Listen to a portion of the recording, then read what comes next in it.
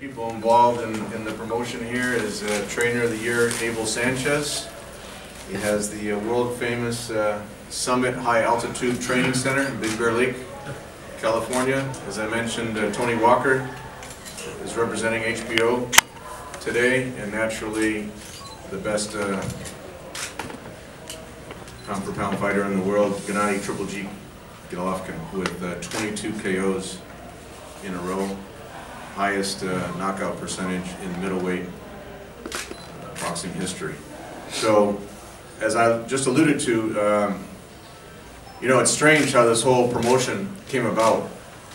As Abel well knows, I was calling him almost on a daily basis.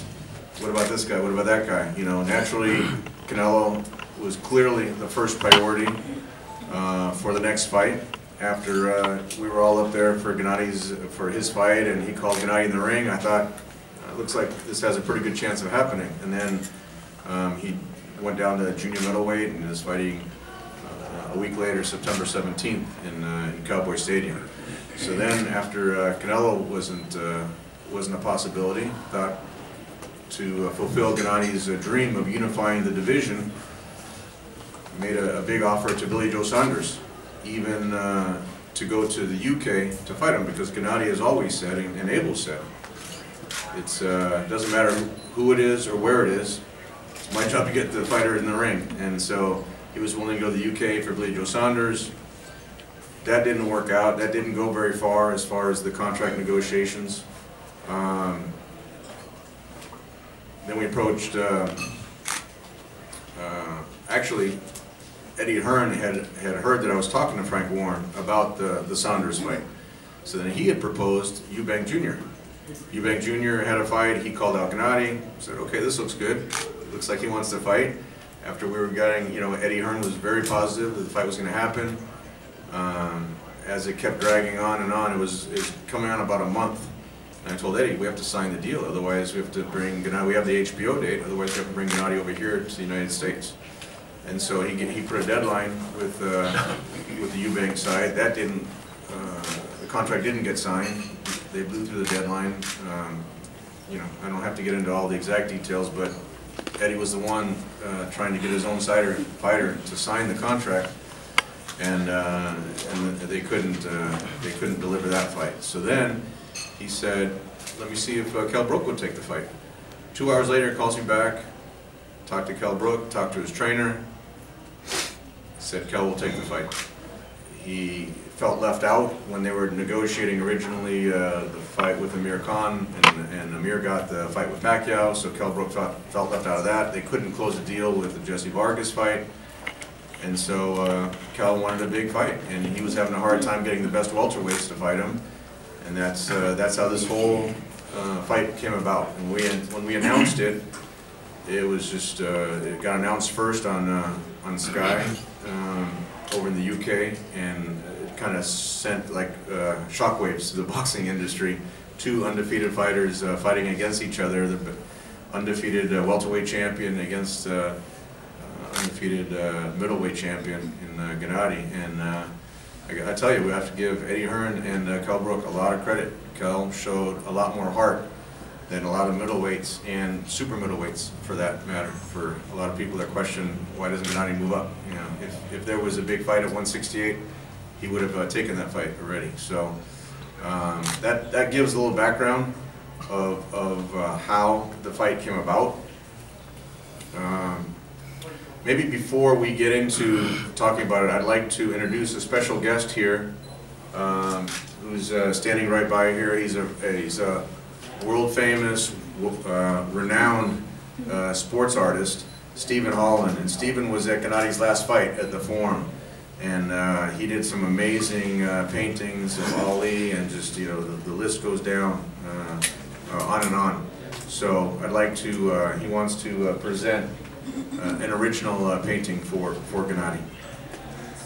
Jay, if you want to unveil it.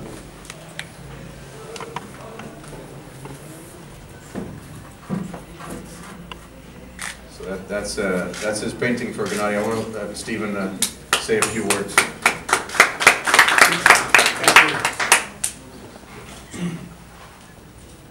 Please scare me. You hear? Yeah. This was a no-brainer. I mean, I love Gennady's style. I love the way he fights. I think he's tough as nails. It was just a no-brainer. That's it. Thank you. Thank you. Thank you, Stephen. With that, I'd like to, you know, this show, September 10th, it's actually 2 shows. 2 shows rolled into one. We had to get very creative. This is the 4th time that the 2 best pound-for-pound fighters in the world will be fighting on the same HBO telecast. Each time it gets a little bit more challenging how we can make it work, because obviously as Roman Gonzalez's profile increases, naturally his compensation is going to increase. And I was really pushing Peter Nelson hard after he looked spectacular in 3 title defenses as a co-feature for Gennady's fights, that Roman deserved his own HBO date to headline his own HBO show here in the United States. And so when everything fell into place with the Kell Brook fight, we came up with a solution of doing a split-site deal where Chocolatito is going to headline at the Forum September 10th.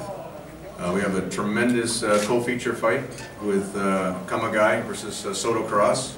One of the best fights of the year so far. It was a draw, split decision draw, which a lot of the fans want to see again. So we were able to work that out with Mr. Honda and Golden Boy to be the co-feature. And it's always my philosophy to try to provide the best entertainment and the best fights possible for the fans. Even if a particular fighter isn't involved with K2, I still want to make sure the fans get the best entertainment. And it couldn't have been a better combination with Kamagai Soto Karass as the co-feature.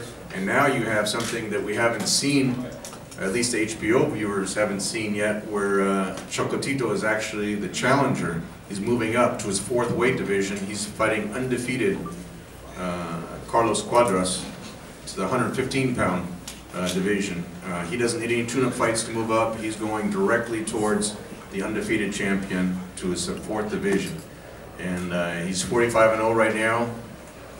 And if he wins September 10th, he'll be successful in his 4th division. If Cuadras is able to make his defense against arguably his toughest challenger that he could have picked out, you know, that's a huge statement, and it elevates Cuadras to the top of all the pound-for-pound ratings. So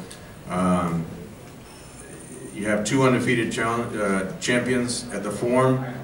Naturally, you have 2 undefeated champions fighting in London, and it'll be live. Tony Walker can give you all the details, but it'll be live at 2:30 here, LA time, and then it'll be rebroadcast. I think the telecast starts 7 o'clock LA time, 10 p.m. East Coast time with Soto Karass and Kamagai. Then it goes to Chocolatito, and then they'll show the replay of the Triple G Brook fight. So it's a tremendous. I was just talking to Tony earlier today. It's probably the best HBO show as a triple header that we've seen for years. I personally can't remember a show with that much talent on it. You know, 4 undefeated champions, and then the rematch with Kamagai and Soto Karass is truly spectacular. We have both banners up. We have the Chocolatito banner over here. You know, we're going to have on Thursday, we're going to have an open workout for Cuadras and Soto Karass at the Maywood Gym, and then next Tuesday we're going to have the open workout up at Abel's place at the Summit with Gennady and Chocolatito. So to say words on behalf of HBO, I mean, we can't put this type of an event with these many quality fighters and champions on it without the help of HBO. So special thanks to Peter Nelson, and on behalf of HBO, always integral, and a close friend of ours, Tony Walker. And thanks everybody for coming down. It was a nice lunch, so we really appreciate that.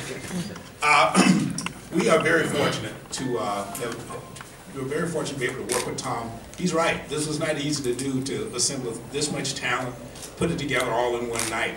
And it will be one of the best nights, I think, in HBO World Championship Boxing history. We're pleased to be able to continue to work with Triple G. In a very short time, he has become one of the great fighters of our generation, not just because of his skill in the ring, which is undeniable, but because of his personality and the way he welcomes fans and is willing to talk to the media and popularize the sport.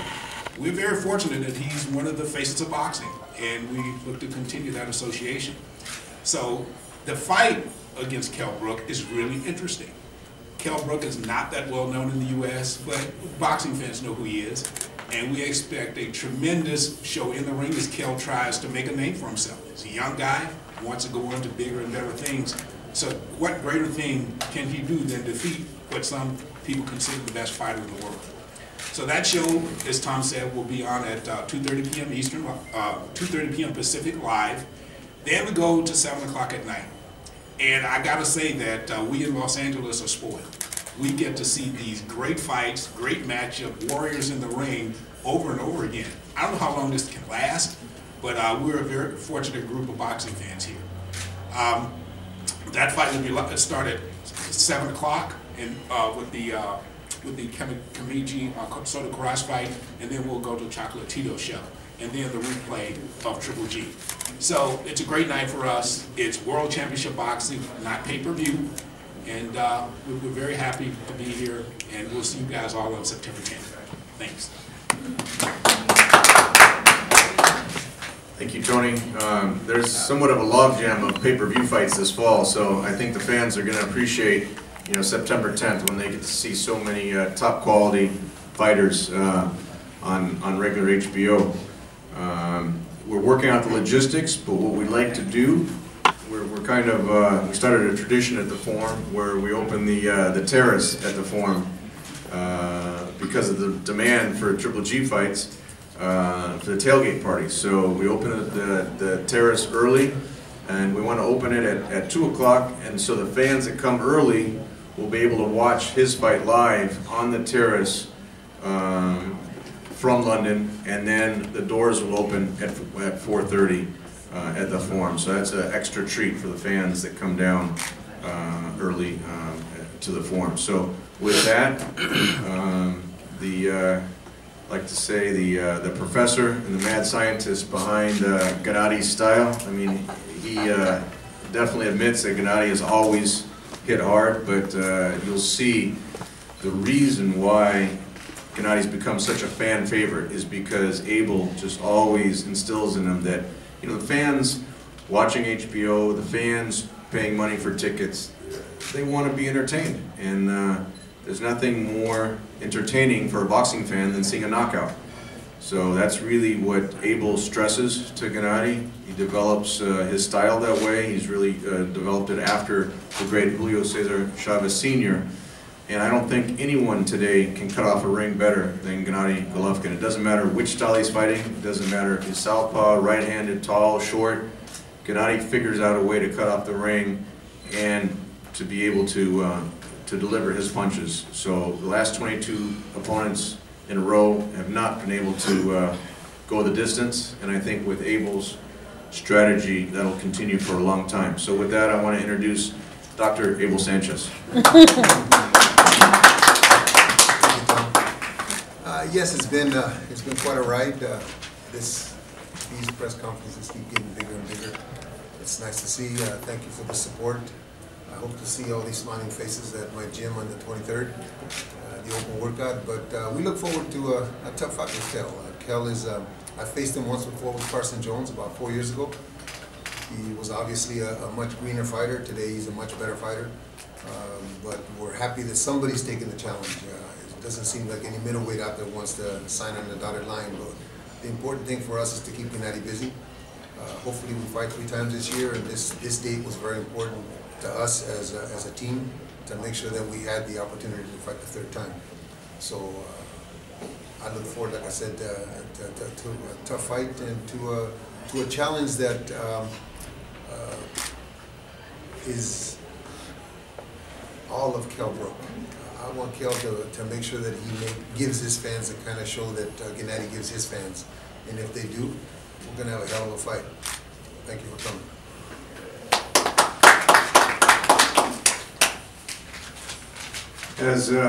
As Abel alluded to, on paper it looks like a welterweight fighting a middleweight, but we just had the WBC 30-day weigh-in, and Kell Brook actually weighed 11 pounds more than Gennady. You can see Gennady always walks around close to his fighting weight. He came in at 165 pounds. Kell Brook came in at the limit at 176 pounds. And Eddie said, the whole time, he's a big welterweight. I don't know how he gets down to 147, and you know, losing, now he's got to lose 16 pounds to make 160.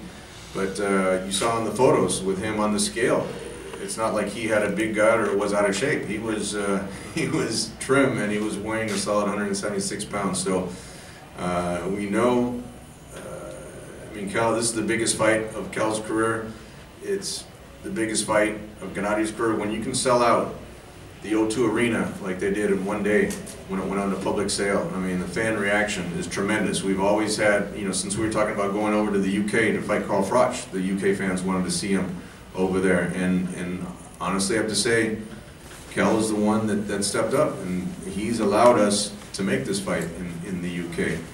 I want to recognize Pepe Suleiman, who's here representing the WBC. Oh, there's Pepe. And you know, it's Gennady has multiple titles. Chocolatito is fighting for the WBC 115-pound title. So we'd like to recognize WBC's involvement in this show.